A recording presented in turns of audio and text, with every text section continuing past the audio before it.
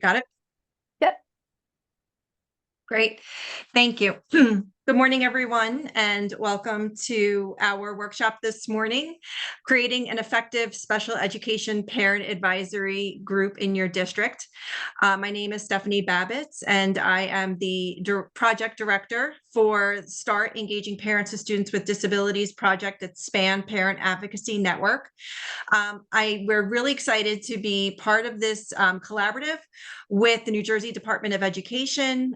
We really value and appreciate the partnership that we have with them, and we're excited to have this opportunity to present to you this morning. I am joined by my colleagues. I'd like to introduce my team. I am joined by my co-presenter, Beth Cosentino, who is the project coordinator. Also joined this morning by Ellen Woodcock, parent group specialist on our team who covers the southern counties. Also joined by Brenda Figueroa, who is a parent group specialist covering Ocean County, Atlantic County, Burlington County, and is also our bilingual parent group specialist. And rounding out our team is Ellie Santiago. Ellie is our parent group specialist for our central, northwest, northeast, kind of covering quite a few different counties, and is bilingual as well. So I appreciate that we have our team here this morning to provide an overview to you. We are recording this presentation. So I wanted to go through a little bit of our goals. And if you've attended any of our workshops before, welcome back. We're glad you're here. If this is your first time, you'll probably know we provide a lot of great information, but feel free to, at any points, we will be pausing for questions. But if at any point you have a question or a comment or anything, feel free to drop in the chat box, or if you want to raise your hand, and we'll make sure we get to your question. So this morning we'll be providing an overview of who SPAN is. We will be going over the role and function of a SEPAG, talking a little bit about what an effective SEPAG can look like in your district, and we'll give you the tools that you need to address any challenges that may come your way in terms of starting a group or rebooting your group in a collaborative way. Let's talk first a little bit about SPAN, if you're not familiar. Since 1987, families in New Jersey and beyond have made SPAN their first stop for support and resources. Today, SPAN's projects and programs for parents of children from birth to age 26 and for women of childbearing age have expanded from a kitchen table to over 40 national, regional, and local programs funded by government agencies, state, federal, and local. From foundations and fee-for-service contracts. These programs cover education, health and mental health, human services, childcare, and child welfare. Our mission is to empower and support families and inform and involve professionals interested in the healthy development and education of children and youth. SPAN's vision is that all families will have the resources and support they need to ensure that their children become fully participating and contributing members of our communities and society. As our motto goes, empowered parents, educated, engaged, and effective.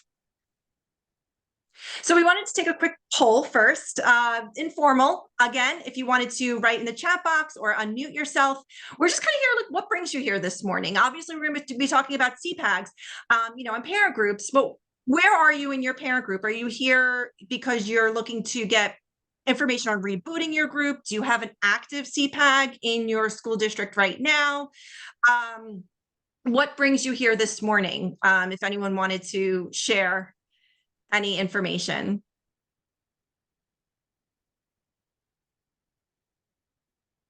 Well, I always say one of the nice things on our team is we also are very involved. Not only do we do the work, but we're also very involved in our own SEPAGs as well in the school district. So we can bring that level of experience and expertise to the conversation as well. Yes, is there anything in the chat box? Can't see. Yes. I see. Attempting to strengthen and reboot our SEPAG. We recently rebooted the group and want to make it most effective. We are struggling working with the district.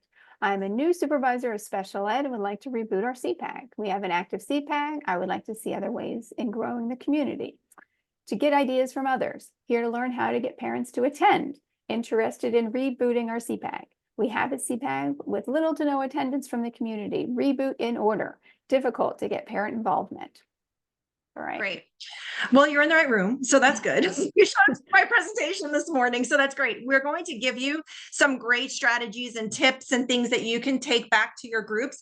I also invite you, we're doing kind of like a part 2 to this workshop next week on the 18th, same time next Thursday, where we're actually going to be going a little bit more in depth on some of those topics. So we'll talk later about how you can register for that.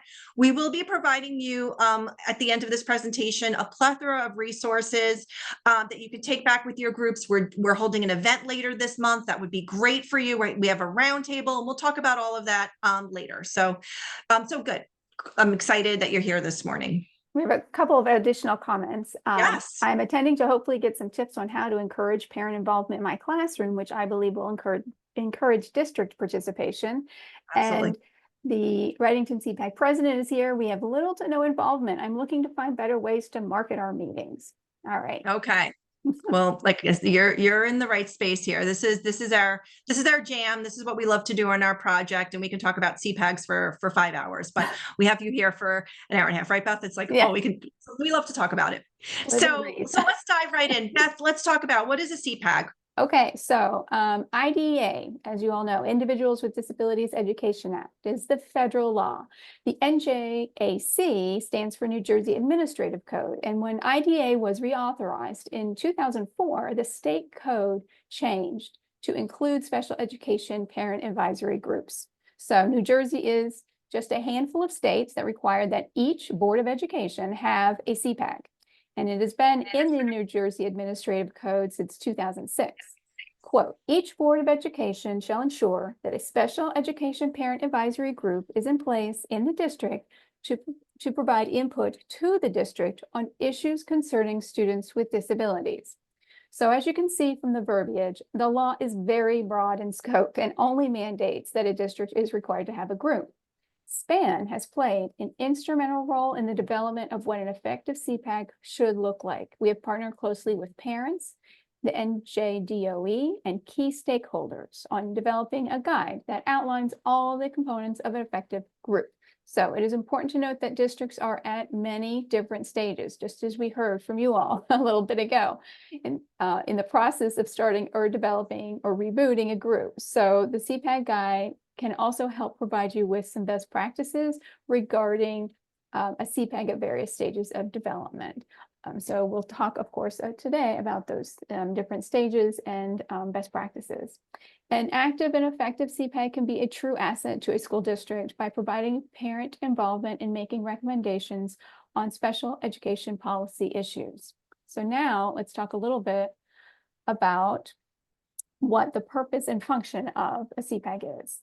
It's to help improve educational outcomes and well-being for all students, including those with disabilities. It helps identify unmet needs, helps shape the development of programs, services, and policies, and improve district culture and climate. A CPAG gives parents the opportunity to provide direct input to their school district about policies, programs, practices, and services that have an impact on students with disabilities and their families. An effective CPAG can increase the proactive involvement of families by inviting input. A CPAG is meant to provide suggestions and input to address system-level needs identified by the district, students, and families. And it's to provide input and feedback to the district on proposed plans. And it's to provide an opportunity to enhance and strengthen collaboration, very important word there, in the district, and to advise on unmet needs of children with disabilities. Now let's talk about what a systemic issue is. And what is the difference between an individual issue and a systemic one? So often parents bring a perspective to an issue that is based on personal experiences with their own child. It makes total sense. Taking action on behalf of a single child is individual advocacy, right? So while this is vital, the goal of the CPAG is to look at systemic issues, that is, challenges and opportunities that affect more than one student or family. So what an effective CPAG does is invites and coordinates those individual stories and perspectives from parents. And it then looks at this input to see patterns or trends that can be addressed through policies or programs or services that have the potential to affect many students with disabilities. And that is how CPAGs can move from an individual issue to creating systemic change. So what are the benefits of a CPAG? We have a quick guide for this, which we are including in our resources. But in brief, for districts, it's enhanced communication and relationships with families of students with disabilities and an improvement in school culture and climate. For students, it's a development of self-advocacy skills. We really encourage students to be involved with CPAGs. And it's also improved programs and services that reflect the needs of all students. And that student voice is so important. And for families, positive interactions with schools and staff, connect with other families, and build relationships. So as I said, this quick guide, what are the results of an effective CPAG, is shared in our resources, and it goes a little deeper into all of these benefits. So I mentioned the CPAG guide, or as we refer to it just as the guide.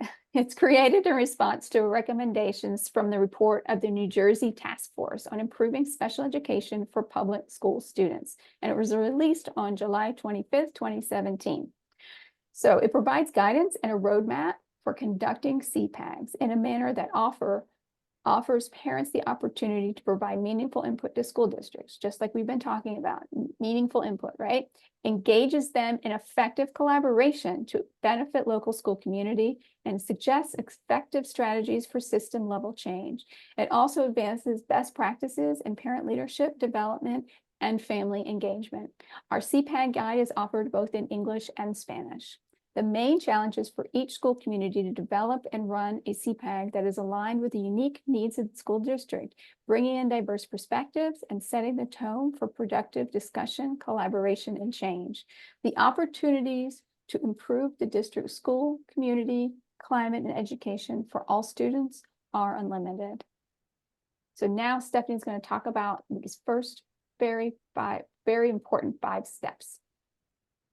Thank you, Beth. And I wanted to say, for anyone who is in a position where you're trying to start the group for the first time, perhaps, I think even before the first 5 steps, a little bit of homework is to really take a look through that guide. The guide is really truly your roadmap. It identifies best practices. And I wanted to also clarify a little bit about the role of SPAN and in terms of what we do with parent groups.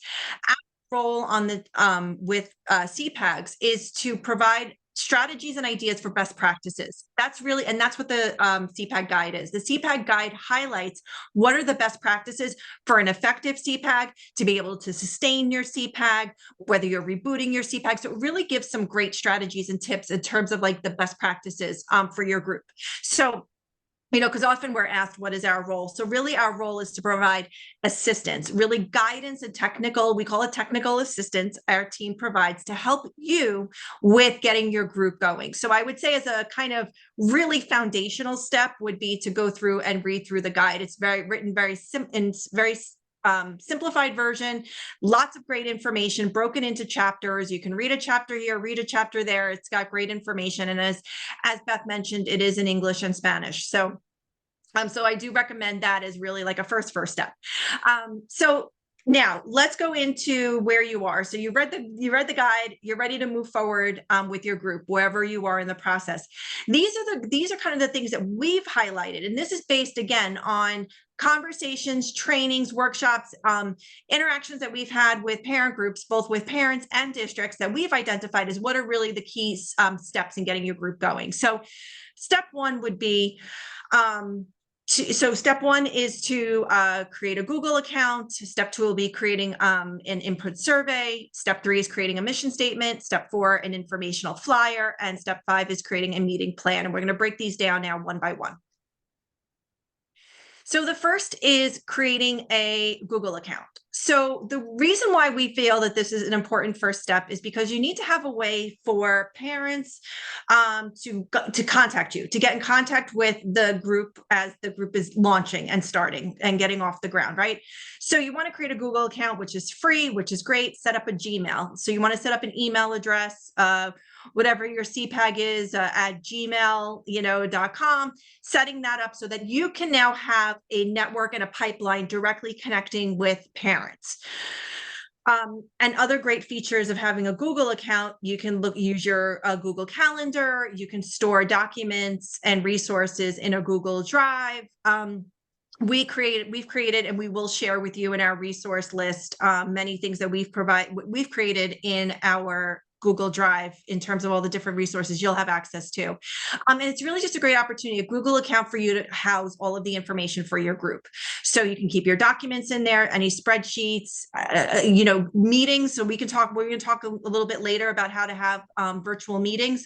But Google Meet, you can have your host SEPAG meetings on Google Meet, and then also creating some sample forms and surveys, which we'll talk about. So establishing and setting up a Google account for your SEPAG is a great first step in, again, getting your group up and running. And is there anything, Beth, you wanted to add to that?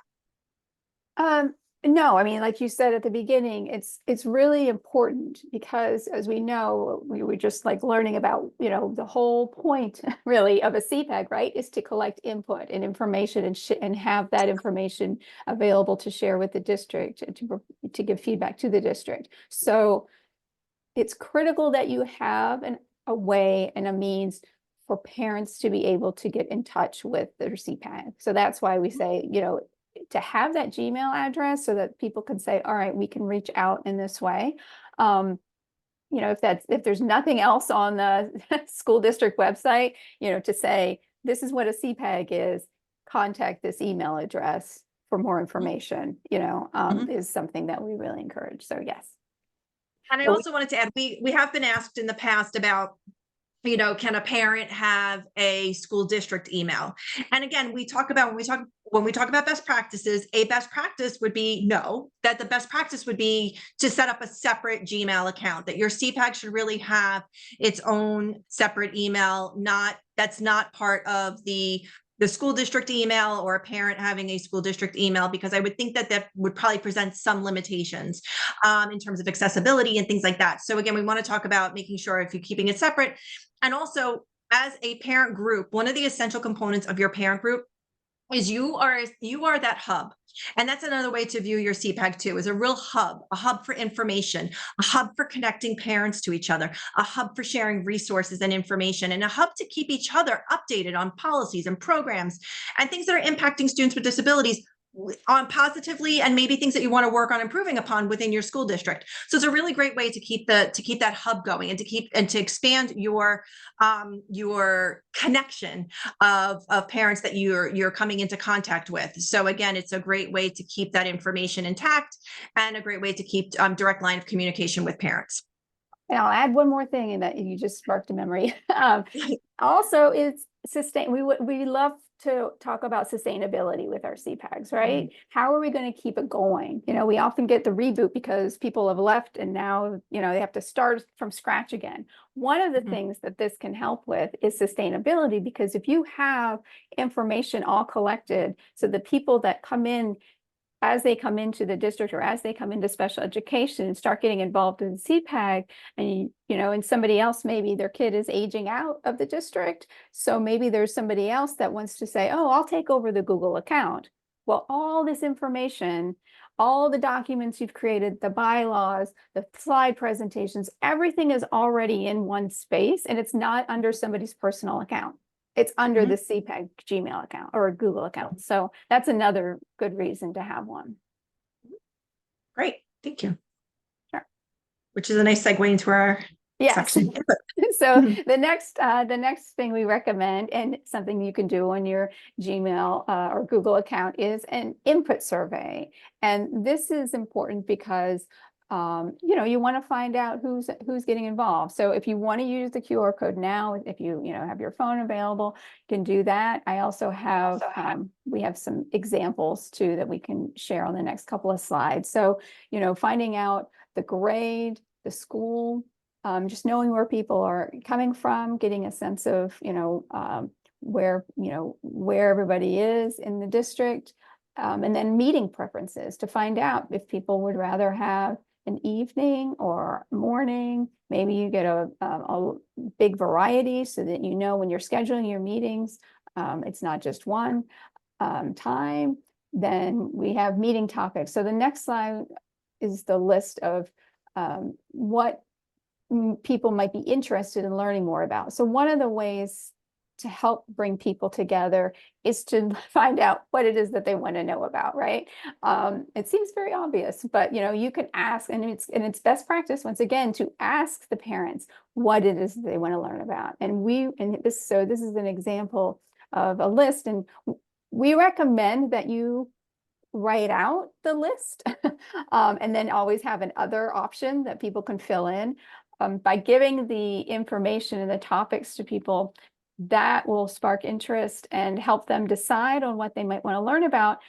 And it's much easier to collect data in this way. So when you've got all your, the results are in and you're looking at it, you don't have to go through every single item to say what people wrote out. If a lot of people are interested in mental health and anxiety, the Google form summary will show you that very easily. So it's also a good way to help organize things to keep it this way. And then Can I just add to that for a second? Sure, One thing I wanted to add to that too is for anyone who is joining us who is new to their school district in a supervisory role, looking to start a group in the district, this is actually a really good thing to do too. It's a great way to get to know your parents, to introduce yourself, to put out there what it is that you're looking to do, and to kind of gauge the interest and to see kind of what's driving the parents in the school district, what's of interest to them, what do they want to learn more about. I think when our team is providing technical assistance and a district or parent group reaches out to us saying that they're looking to reboot or looking to restart or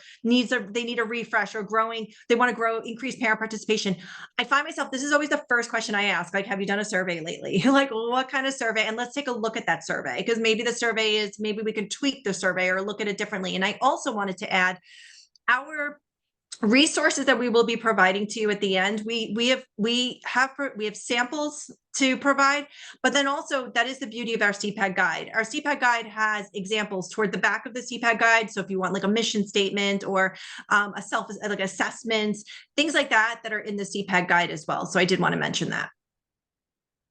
Very good. And then the next sample from the form is asking parents how they might be interested in helping. Stephanie always says, and I agree, there's a place for everyone in a SEPAG. But if you were to walk up to somebody and say, how do you want to be involved? They might not know what the possibilities are. So giving them some ideas, such as, like these seem very simple, but they're important and they are straightforward and simple, but it's the types of things that build parent leadership capacity. Getting somebody involved to just like welcome people as they come in, or have them fill out the sign-up sheet, and pass that around. Things like that really make a difference, because we all know, we've experienced that special education families often feel isolated. They often feel like what they're going through is so unknown maybe to them, and they're not sure where to start. So one of the things that, of course, SEPAG does is bring people together. But doing things like getting them involved in very specific roles can also help them feel like, okay, I'm going to feel good and build their confidence about being in the group. And again, building their parent leadership skills, which is really important. Mm-hmm. Right. And to this point too, I also wanted to add that another interesting piece to this is that I always say too, is that people start there's different levels of interest too. So the other analogy I use as well is you have some people who are always going to go to the pool and dive in the deep end and jump right in and don't feel the water to take the temperature or need to go in the shallow end. They're just going to dive right into the deep end and start swimming.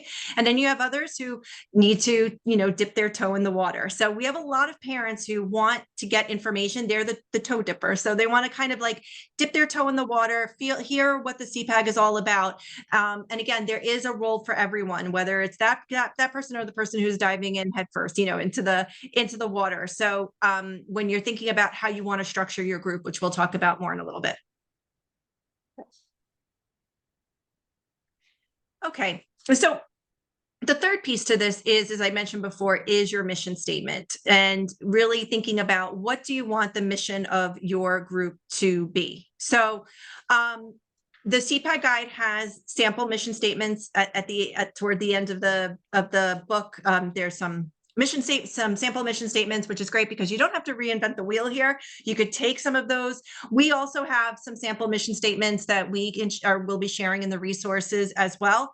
I think a mission statement, I actually worked with a CPAG earlier this year. They were rebooting. And one of the things that we did in the reboot was to look at their previous mission statement to see if it needed to be updated and how the parents wanted to update it. And I did work with another school district. It was the same thing. They were starting a group actually from scratch. And so they were working on, they had a couple of meetings as parents to think about what the mission and vision is for this group. What do they see the direction of this group going in? So the mission statement is a great opportunity to gather. So if you're also looking to generate buzz about your group and saying, listen, be part of this. We want to hear from you. We want your input. Come to this meeting. We're going to be working on putting together a mission statement together. That could also get some parents who are interested, who want to learn more about the group and be actively involved.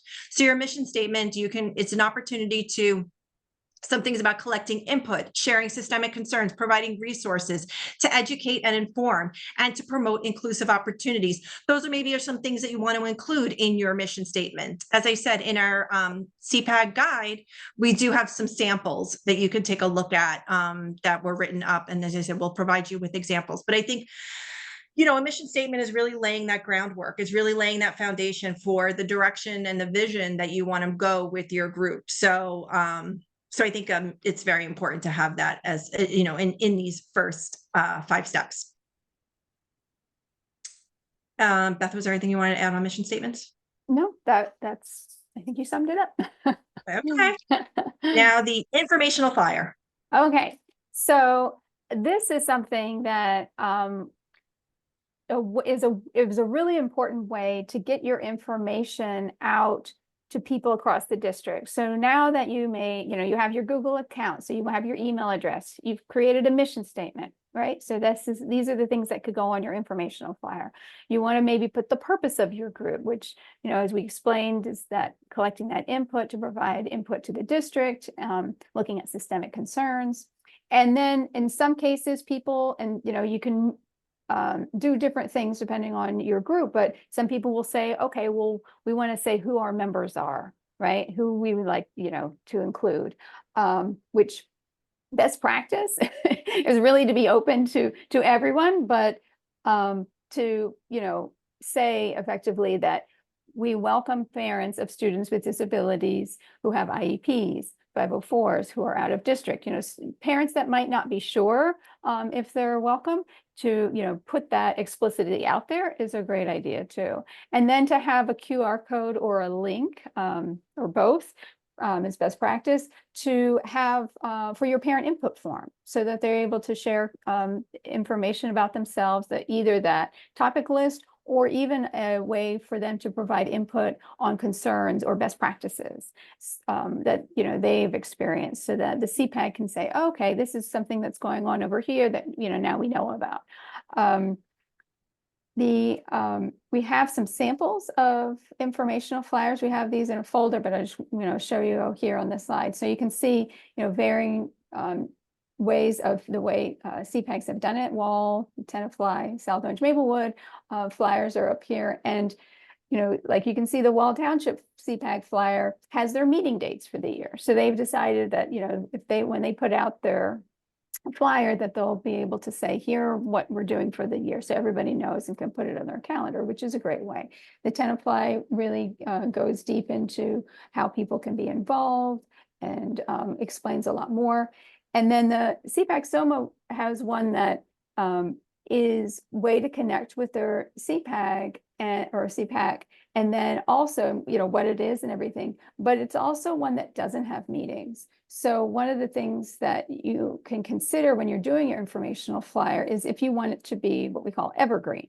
So one that would be evergreen is once you get the flyer out there, you don't ever have to try to change it out. You can just have one that is basically, this is our information, and that can be shared throughout the year, and then the next year, and the next year, and the next year. Of course you can do an update or whatever, but as long as the information and the links are good, you can have it doesn't have a QR code here, but you could put a QR code on for the meeting, like page on the web, if they have a, when they do, they have a website. So, something to consider. The next slide shows one which is created a brochure that the Pequannock, I have a hard time saying that. The Pequannock SEPAG created a brochure. So this is another way to do it. And they have their meetings and their mission and all good information about this.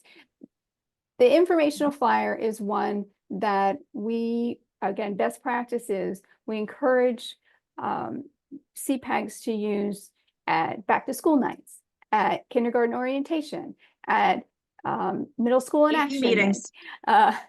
excuse me? An IEP meeting. IEP meetings, right. Every child study team has a flyer and they can say, here it is, here's the CPAG's information, here, So as many different places as possible, because oftentimes we hear that people don't know that it's there, that it's available. And that's one thing. And that's often one of the first goals that a CPAG will have, is getting our information out to people so that people know that we exist, because we want to try to be inclusive of everyone. And having it sent through district channels, having it in child study teams, having it, through the PTAs and HSAs, they're sending it out in their newsletters. So as many different ways as possible. And I wanted to add to that, one of the things that we do talk about when we provide assistance to groups is different. We talked a little bit before about the different roles and roles and responsibilities within the group. And, one of the roles within a CPAG is as a liaison. As a parent liaison. And as a parent liaison, you are the eyes and ears, if you will, of the building. So of that particular school building, really building a connection with the building principal, being a connector with the parents, but also in that role, going to PTA meetings, bringing this flyer to PTA meetings. One of the things that I've done in my own CPAG and I advocate for is to build those partnerships with your PTA, with your PTAs. And so I've done two things. First is in PTAs, I've asked for time during a PTA meeting just to give a CPAG update. So there's a little bit of real estate that you're putting on a PTA flyer or PTA agenda that has like a CPAG update. You can give an overview, give some information, give an update, have that flyer ready as well. If you're in a district like mine, and I'm not sure if all districts do have this, but I know in my district and probably in larger districts, we have what's called a President's Council, which is an opportunity for PTAs to all get together. I think monthly or every other month, that the PTA presidents and vice presidents get together and they have their own meetings to talk about things that are going on. You can ask to speak at that President's Council meeting, to maybe get up and speak and talk to the PTA presidents about what a CPAG is. Have this flyer ready on hand to hand out to give an overview of what a parent group is. Perhaps this is something you can also mention at a Board of Ed meeting during public comments as well. So there are many great opportunities, and having a flyer is essentially your business card. So it's really like having that business card that you can hand out and be ready to talk about how people can connect with your parent group. And the fifth step is your meeting plan. So to plan for what your CPAG meetings will look like, obviously I would think like pre-COVID times, most meetings, CPAG meetings were in person. When we went through remote learning and COVID, we pivoted to remote meetings, virtual meetings. And now I think there's been a return to either doing, some CPAGs are hosting meetings strictly in person, some are still continuing to do virtual, and then others are doing hybrid meetings. Whatever works for your district. And again, that's part of the input that you put on a survey. When you're surveying your parents too, we're having meetings. Would you prefer to have a meeting in person, virtual? Like what type of meeting would you prefer? So when you're coming up with your plan, to think about those things too. What is your meeting going to look like? The format of your meeting, the types of meetings. One of the important pieces to a CPAG, and I think I do want to clarify some stuff. First and foremost, I compare CPAGs to snowflakes. They all look different. So we just have the verbiage of what a CPAG is in the code, but it does. It's very much the reflection and makeup of a CPAG is very much based on the how the, what it looks like in your own school district, right? So they all do look pretty different. But at the heart of it, it's important that you have CPAGs that provide an opportunity to gather parent input. So you do want to have some meetings that are parent meetings where parents can connect, talk to each other, talk about what are the programs, the policies, the issues, the things that are going on in the school district. Again, I personally am in a larger school district. So I like to elevate and talk about what are some of the best practices going on in XYZ school that we'd like to see going on in all of the schools throughout the school district, right? So you want to have opportunities to provide input and have meetings set up where they do have that. There's also opportunities to have meetings that are more like workshops where you have a guest presenter, you have someone who's talking about a topic that might be, again, relevant and important to parents on something that they want to learn more about. We're often asked about presenters and speakers and things like that. And I always say that one of a best practice is to leverage the resources within your own school district. Take a look at some of the things that are going on within your school district that could definitely turn into a really good type of presentation. So for example, if parents are curious and interested in learning more about maybe RTI in your school district, like response to intervention, or is there, or about the tiered system of supports, NJTSS, or something like that within your school district, perhaps that could be a presentation or a workshop. You could do a workshop on, I've seen CPAGs that they've had someone, the business administrator from their board, present on the budget, on special education budget. The director in your school district can do an overview of the different programs in your school district. I have co-presented with the director in my district. We've actually done something together on the IEP process for parents. So what does the IEP process look like? So we've done that together. So there's different opportunities for that. And so the meetings can look different, again, depending on your group, but these are just some ideas to have of the types of meetings. Beth, was there anything you wanted to add to that? No. Okay. So that is an overview of meetings. A couple of best practices for effective meetings. You want to announce meeting dates and agenda items early in advance of meetings. As Beth mentioned, so sometimes with that flyer, again, making sure that we did see one flyer where they announced at the beginning of the school year their meeting dates for the school year. Agenda items. I always think I love the idea of, and as a CPAG, in a CPAG leader role, I like to do this with my district, is when we are having a meeting, preparing an agenda and saying, please provide your input on this agenda. So it's a collaborative agenda, and having an agenda that's open. So if you do want to create, have a parent meeting, open an agenda and say, listen, we'd love for other parents, if you're interested in coming to this meeting, add to the agenda so that we can have a nice, rich conversation. Hold meetings regularly. So at least quarterly for CPAG meetings. Being mindful of starting and ending meetings on time, building agenda with input from multiple people, creating opportunities for active participation. So we are often asked about that. We have on our website, and it's something I think we might, if not, we should add it to our resources. We can add it into our resources, a sample participation agreement. This comes up, we have been asked this in terms of technical assistance about meetings and confidentiality and parents feeling comfortable talking. So one of the best practices that we talk about is creating a sample participation agreement.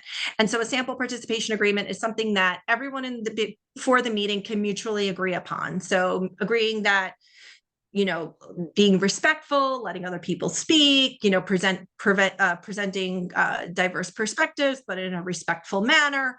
So there's different things that you can create. You can even, as a CPAG, create your own sample participation agreement. But that is something as a best practice, again, that's established at the beginning of a meeting, that we can share that resource with you. As a group, again, in that you can agree on the process for making decisions. And also official minutes should be kept on all group meetings and should be made available. So again, keeping notes is important, keeping track. So one of the tools that we have is like, what are the topics that are being discussed? What are the next steps? Who is responsible for that? That's, again, an important thing to keep you on track with your meetings, to make sure that actions are being taken and that input is being addressed. So I just wanted to mention some of those best practices. So the final part to this, and then we'll open it up and start taking some questions and talking about your next steps, is to reach out to us. So now we've just given you this information, a lot of good information, hopefully, that you got out of this. And now thinking about, okay, so now what do you do? So here's some of the ideas of what you can do. So you can start by contacting START. So reaching out to us directly, you can contact someone from our team. Again, as I mentioned at the start of our presentation, we're all in different parts of the state, and we oversee different counties throughout the state. So you can contact us. You could start by contacting me, and I can put you in touch with the appropriate parent group specialist on the team who can work with you on helping you with your group. You can attend a roundtable. So our team has quarterly roundtables.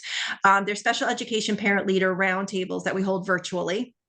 And our roundtables generally start off with our policy director from SPAN, Peg Kinsell. She usually will attend and provide a policy update. She's phenomenal and gives great updates on current issues, things that are going on at the state level that parents should be made aware of, things that are going on, things that are coming up for a vote in Trenton. And she shares that information in a very parent-friendly way so that parents can understand what's going on and what they can do to help advocate for, maybe bringing something into their district or advocating for change. So it's really great. So we usually start our roundtables with policy updates from Peg, and then we will pick a topic. And it's a great opportunity to network and meet parents throughout the state and other districts. We have districts leadership that attend our roundtables. They're open to everyone. So you can come, connect, network, share ideas. A lot of the success that we see is when parents and leaders and districts are able to share best practices with each other. So we love that community kind of growth within the roundtables that we hold. So our summer roundtable is going to be held on July 31st and August 1st. We do 2 sessions, a morning session and an evening session, depending on your availability. The flyer and registration for that will be included in the resources. You can also come to one of our SEPAG support clinics. We have a support clinic that we hold monthly on Zoom, which is an opportunity to just pop in. So if you have a question, if you're like, listen, I am struggling with something right now, I could use a little bit of assistance, come to a support clinic. Our team is there to provide technical assistance to you to answer any questions that you may have about your group, to provide some resources. And that is held every month. And again, we alternate. So one month will be in the evening, another event will be in the daytime. We'll do like a noon session. So we are on a hiatus for July and August, but we're coming back in September with the support clinic. So we will be providing dates on that shortly. Again, as I mentioned, to read the SEPAG guide, that's super important. To review our resources, we will have a plethora of resources. If there's something that you want more information on or you'd like for us to help you with, reach out to us. We can help with that. And then to subscribe to our texting program. Again, we have the flyer in our resources. You can subscribe to our texting program, and that will include information about how to, we do a weekly text right at your fingertips with a tip. So a tip at your fingertips about anything related to your SEPAG. And we will also text out an event coming up. So again, just making all this information accessible. That's what's important to us. And in speaking on accessibility, if you are in a school district and you're interested in having us do this type of presentation, please I wanted to mention that we do this presentation in English and in Spanish as well. So we do have this presentation, the PowerPoint, in Spanish, and we can present it in Spanish as well. If in your school district you would like us to do that, please let us know as well. We can make that accommodation. So just wanted to mention that. So as we go into the evaluation, I'd love to open it up now to any questions or comments or anything that you may have. Well, I think one thing that I know that people mentioned that they came for was to find out like how to get parents to meetings, which we will go further in depth next week. But I just wanted to talk about that because we have definitely seen and heard that that is become a concern that parents aren't coming out to the meetings, or, not Zooming, tuning in or whatever. And, it's hard to say why. It's hard to say why, but that isn't what necessarily makes a CPAG. The meetings are important, obviously, but what you're really looking for are building relationships and getting that input from parents. So, if it's a matter of, like we said, having a parent input, flyer, or, showing up at PTA meetings where maybe you can find, more parents, being out in the community at like health fairs, doing table events. That's what we say, go to back to school night, the more that people see the CPAG in the community, in the school community, the more they see it as a resource that they can go to. So they're going to share their input, but they can also go and say, oh, I need help with, X, Y, and Z. And that helps build those relationships that then when the meetings come around, then there might be the opportunity for those people to come, because now they're thinking, okay, I have these connections with the CPAG. So, we understand it's not always easy to get parents to come out. And that's why I think the virtual option has been really helpful for a lot of groups, because parents can be, it might be during dinner time, but they can just be tuning in, off camera. Childcare is, of course, another concern of, and difficult to be able to go out and do something when you have to, we all do have our kids to take care of. So. And I think that that's also part of that survey too, is finding out which preference parents prefer for meetings, what time of the day parents may prefer to have meetings. When I started our CPAC from the ground up, so maybe about 8 years ago now. And I have to say, in the first, I feel like I felt like the first year was just sort of me and a core group of parents. There was like 4 of us. Like, we would meet in a Whole Foods Whole Foods little cafe area to like write our mission statement. Like, that's what we were doing like 8 years ago. And I feel like we spent the first year just getting the word out, because there was actually, our district has a special education PTA. They have a separate SEPTA in my district. And so when I would mention CPAG, they would say, oh, but we already have a SEPTA. And I'm like, no, but it's something different, So I feel like that first year, it was almost like a PR tour. Like, I was just trying to go out there to get the word out, bringing that flyer, having an informational flyer, going to the president's council meeting, speaking at a board of ed meeting during public comments to be like, hi, and at the time my son was in, kindergarten. I was like a newbie for the most part. And so just introducing myself, and I felt like I was just kind of going around, just getting the word out about our group and who we are and what we are all about. So it does take time to build the traction to get the group running. And I think sometimes, there's a feeling of not losing hope, because you want to play the long game. And we're going to talk about this at our workshop next week. It's really about playing the long game. It's also looking at what are some quick things that you can do versus some short-term setting goals. What are some quick and easy goals you can set as a group now versus some of your more long-term goals? Because some of those short, quick term goals that you can accomplish now, like the low-hanging fruit, you can then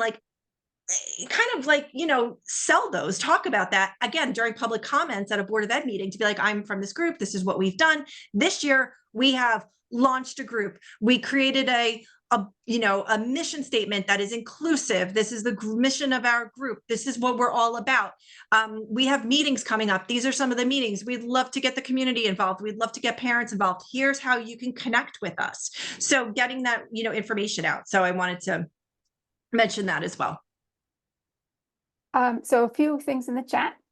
Somebody said, what are the legal requirements for the district to work with and listen to a CPAG? Okay. So to work with, it is meant to be, again, as I mentioned before, what we do on our team is to talk about best practices. So if you look at the code, all the code says is that a school district is required to have a group. what it's supposed to be in best practice is a parent-led group that works in collaboration with the school district. So it's about building a collaborative relationship. And next week's workshop is going to do a deeper dive on the importance of building that collaborative relationship and how to go about doing that. But that is, so the requirement is that there's a requirement to have a group, but it really is supposed to be as a best practice, parent led in collaboration with your school district. Listening to, I think it also ties into when we're thinking about listening to, it's more about hearing what the issues are and working together to proactively come up with solutions to issues. We talk a lot about that as well. If you are a group that you just want to complain and not be part of a solution or not bring solutions to the table, it's not going to go very far. What you want to be able to do in that collaboration is, and this is how I live my life too. I was in human resources for 20 years. So this is what I used to do in my HR world too. It's about being solutions focused. And again, maybe it's part of your mission too. You're a solutions focused group. So it is about thinking about what are the issues that are coming up, hearing about what are issues, what are systemic issues, what are things that are coming up as a group, and then what are some solutions as a group that you want to propose, and then work in collaboration and in trying to come up with compromising with the school district. So in terms of like, if a SEPAG is coming up with, identifying issues, then there's I would say, I would think a respect level of listening to what are the issues that are coming up, that are bubbling up, what are we hearing, and how can we work to address these issues. I do find a lot of times behind the scenes, there are things that are happening, changes are in the works, things are happening behind the scenes that parents may not be aware of, which goes back to communication. Communication is like the issue here. So if we can bridge the communication, sometimes there are things that are going on, solutions are being addressed, there are things being worked on. It's just that information needs to be communicated to parents, and then parents can share out that information. So it's about building that collaborative relationship. And I'll add to that, it takes time. It's not an immediate, you can't, I wouldn't assume that it's just going to happen naturally. Just like anything, that building relationship takes effort and time and building the trust. And a lot of that, like Stephanie says, is through listening and understanding where the other person or, where they're coming from, and what the whole story is. So, all right, let's go into some other ones, I guess. Let's see. We have a tiny. And while we're doing that, while we're going into questions, we do have a link to the evaluation. So if you can just drop the link to the evaluation. If for whatever reason you have to jump off, we are requiring that you complete the evaluation. It's helpful, and the Department of Education greatly appreciates it for, again, to help with bringing back. Hopefully we'll be able to do something like this again, the next go around. But I just wanted to say, and then we're also going to drop the link to our resources. I wanted to give you all the link to our folder for our resources, so you have that as well. Okay. All right, so let me see next. Putting the resource folder in. Yes, and I believe that they said that this was a way to get the certificate, right? Yes, you have to complete the evaluation to get the certificate. Right. That was part of that. Okay. And you know what? I will put a copy of this I didn't do this, but I will. If you keep checking in the folder for the resources, I will also send you an email with you've been getting all my emails. Thank you for getting my emails with the link. I'll send an email too with the link to the resource folder as well, and the evaluation. So, but please do fill out the evaluation to get the certificate.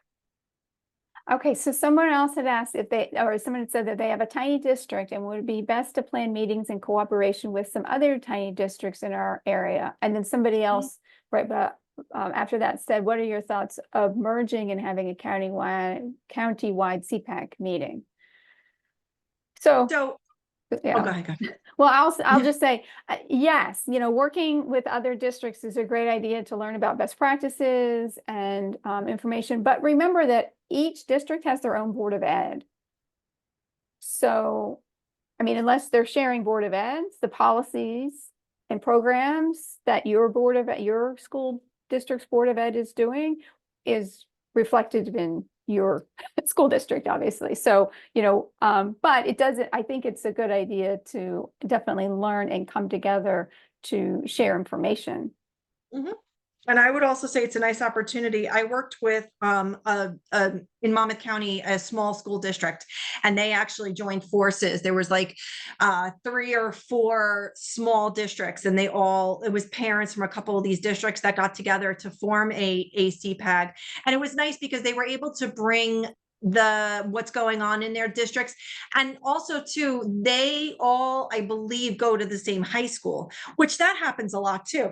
Mhm. So I think it's a nice opportunity too, if you want to connect with the CPAG leaders or the parents from that high school, to also be part of the CPAG as well. So I don't see it as a negative. I see positives in it. And even if you still have your own district meetings, maybe like every other month as a CPAG, your meeting, but then a larger one could be, like quarterly or something you can meet on, it could look, but I don't see the disadvantages of doing it. I think the more the merrier. Someone said, do you have sessions on how to most effectively negotiate with the district? Or is that next week? Yeah, I'd say we cover that We next dabble in it next week. Uh-huh. Yeah, I mean, it's negotiating. It's about building the relationship and communication and strengthening the lines of communication. Like I said, that is also something we can provide individual TA level assistance on as well. If you're looking to connect with us to get some strategies of how to communicate with your school district, sometimes we have been involved in attending like a CPAG meeting as well. Sometimes it's just good or if you have a meeting to bring your administration there, it's great for everyone to hear the same message. And that's something we talk a lot about on our team, is as a CPAG, as parents, to make sure you are including your administration if you are coming to like a support clinic or to a roundtable, because what we're saying is so that everyone can hear the same message. And that includes Board of Ed members, right? Yes, Board of Ed. For them to One of those, understand, because often they don't know what is happening with a CPAG or understand, its purpose and function. So to invite Board of Ed members to clinics, or one of the resources we have is a template for a presentation for the Board of Ed. So something that is also can be very helpful to kind of explain to the Board of Ed what your group is, the purpose of it is, your mission statement, all of that information is good too. and also we should have, I think in our resources, a sample like description of a Board of Ed liaison. So, a best practice is that you have a Board of Education member who is a liaison to your CPAG. So like in my district, for example, we have a Board of Ed member. I invite her to our CPAG meetings. She comes to CPAG meetings. She's phenomenal. She also has a special education background. So we're spoiled by having her knowledge as well. But she does come to our CPAG meetings, and she presents a recap at the Board of Ed meetings too during new business. She will also provide a recap in general terms, again, just kind of an overview. The CPAG met, these were some of the topics that came up, these are some of the things that they're working on. So again, it's great to have that relationship with your Board of Education. And someone asked if the certificate will be emailed to us. I don't know if that's not on our end, but I would guess so. I'm assuming that Yeah. the certificate will be emailed. Yes. I will confirm. And in my email, I will provide that information and I will confirm. And someone asked about and the texting information was shared, and it's also in the resource folder that we put in the chat. Let's see. Does anyone want to unmute themselves and ask a question? Does anyone have anything that it doesn't have to be in the chat box. If there was something anyone wanted to mention or talk about or ask. This is my first year in the role, so well, I'm starting year 2, I guess, officially. And so we had an okay turnout, which was nice. We did do a virtual format, which was by the really conversation and thinking that would give us the best amount of parents. And we did get up to 22. So, I mean, that was a really nice, yeah, it was a great day, I thought. So we were really proud of that. So the participation piece, I feel like it's there. We're trying to offer topics, bring in speakers. So I feel like we did a lot this year, but we don't have a mission or a vision. So I almost feel like in listening to you now, I have to work backwards. So what recommendations maybe do you have for me here to start almost now that I'm in motion, and how would you recommend I proceed? And you're in a district role, right? Not as I not am. I'm the director of special services. Correct. I'm got it. sorry. Okay, no worries. So just so that I'm clear too. So again, you want to go into thinking about, are there parents that are interested in taking a more active role in the group? Because I think that for you to do it, you have enough on your plate, so it's a lot on your plate to do. And so this is an opportunity to build the capacity of the parents. So it's also thinking about how can you maybe hold a meeting to say, listen, let's take a look at creating a mission statement. And I'd love to hear from the parents. And gauging the interest of the parents in wanting to be part of getting involved in leading it in some capacity too, or getting involved in that way. And there's parents, you can also share out all of our flyers and information, our roundtable, and encourage the parents to say, listen, if you want to get some ideas and connect with other parents. I think saying that connecting with other parents is always nice, because parents want to know they're not alone. And I think if parents know, oh, this is something I can actually take a role in, there might be an interest in doing that. Beth, did you have something, or Brenda, or I don't know okay. Were there any other questions or? No, I just shared somebody had asked about the workshop for next week. So I shared the link to register for that in the chat. It's also on one of the pages in the resource folder, but if you want to register for that, see us again next week. Good. Yeah, I mean, like I said, today was just like really to give you that overview, to help you with becoming familiar with what it is, whether you're in the process of starting the group or rebooting the group. I think one of the biggest, as Beth mentioned earlier, a challenge is when you have parents whose kids, I mean, I'm personally in that position now. My son's going into 8th grade. So, and I feel so disconnected from pre-K parents and kindergarten parents. So I'm trying to figure out a way to connect with them, and to do all those things. And I found that the good way to connect is leveraging your case managers too, and your director, to say, listen, we have this flyer. Can we share this flyer out with parents to get them involved, So to start that way is important. Yes, Gabrielle, I see you have your hands up. Hi. Hi. Unfortunately, I was the co-coordinator with another member of my child study team. I'm a special education teacher, and we tried to get it started last year. And what happened is there was some personal issues, and unfortunately, my co-coordinator had to leave. So now I'm starting almost from scratch, trying to get this together.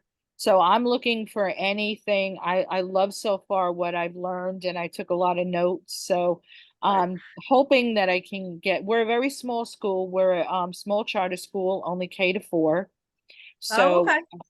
so we're trying to get it started. We do have quite a large special education population. So trying to get the ball rolling as quickly as I can to at least get the information out. So I do want to say thank you so much for this workshop, because it definitely has helped. And I probably will be in contact with somebody about support. Absolutely. You know what? Here, let me jump to the slide that has my my contact information. Well, this is the Start Project email. I do get I have access to that account, so you can send it to there, or I'll put in the chat box here. Let me just write my email here, so if anyone wants to get in touch with me directly, you can. Okay. But I did want to say to that, that, yes, we have a lot of, again, our upcoming information, our roundtable this summer is like a whole summer planning brainstorming session. So if you want to just come to the roundtable and say, where, how do I go about doing this? We can even, talk about some ideas that we have, what you can do. Summer is a great time for that planning, planning and looking ahead to the year. I would say that creating a flyer should definitely be one of your, first steps. And again, it's meant to be an advisory group. It's meant to be a group where parents are, it's again, going back to the heart of what SPAN is, we build the capacity of the parents. It's getting parents to be able to have give them the tools, the knowledge, the resources, so that they can connect with each other and really move forward with the parent group. That's what it is, at the heart of it. And it's being in collaboration with the school district. So that's at the heart of what a CPAG is meant to be. So, and we get the parents, we're working parents. We get it. We've got a lot on our plates too. It's just finding the time to make it. So, and that's why there's something for everyone. I have to say, I love that slide that Beth shared earlier about that's, for the survey, that with a couple of questions, like, how do I want to get involved? And as simple as like, I can man I can look at the chat box, maybe that's a role, whatever. There's something for everyone. And maybe you could write that, put that in a survey. Okay. Were there any other questions or comments? Someone or had anything? asked, excuse me, somebody had asked in the chat earlier, I think that I couldn't find it, but how to have meetings if they can be school specific or district wide. And so I think, we recommend that they're district wide, so you can hear about other practices across this, in other schools, because oftentimes you'll hear like a teacher, teachers in a very, inclusion classroom or, ICS classroom are doing things and you're like, wow, that's amazing. I want everybody to know about that. So, it's a good way to share information is to have district-wide meetings. But that said, on occasion, if a group of parents who are, parents of special education students in a school want to come together and share experiences and talk, of course, that's, that also can be very helpful. And that where Stephanie had talked about roles, and, one of the roles is that some CPAGs have are parent liaison roles. So that point person in a school to maybe help set up a meeting like that and be the, person who relates information to the administration in the building, relates information back to the CPAG board or leaders. But, like Stephanie mentioned, we've been talking about, it's different for each school district, and, working with the parents and listening and understanding what their needs are.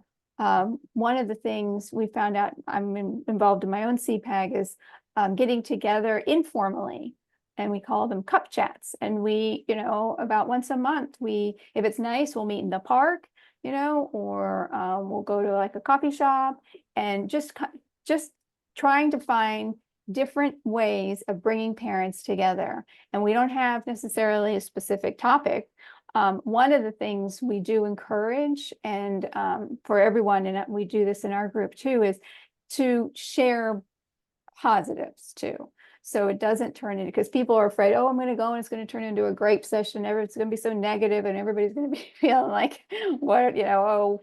So one thing we've practiced is doing a dope, nope, and hope, which is your dope is something that's going well, your nope is something that's not going so well, and then your hope is something that you hope for your child for the future. And that, gives everybody a chance to share something if they want, and not keep it, not, make it negative, but make it like also positive. And again, sharing those positive things really is, just like we know, building on successes, right? That's a way of building on successes. So we encourage that too. I like that. All right. know if there's anything else in the chat box. If not, we are going to wrap this up. One of the links isn't working for the roundtable. Let me see which one. The flyers and the resources, like I said, I'll send an email Yeah. to everyone who registered. Oh yeah, and I forgot, everyone who registered, you did get my email. So you have my email address anyway. So feel free to reach out to me. It's summer. And like I said, if I don't know, I will put you in touch or this is in our wheelhouse. This is what we like to do. So anything that we can do to share information and to help you with having an effective group and to sustain it is what we're here for. So, we will be in touch, and I thank again everyone for attending this morning. I hope you got some good tools and information from this to help you moving forward. And I would also like to thank the New Jersey Department of Education for hosting this Summer Learning Institute. I think this is a wonderful, wonderful opportunity to bring people together from across the state to learn on. There's so many great topics that they're offering from the project partners, and we are very appreciative to be a partner and to work in partnership with the New Jersey Department of Education, Office of Special Education. So we will wrap up and stop recording, right? Oh, sure. All right.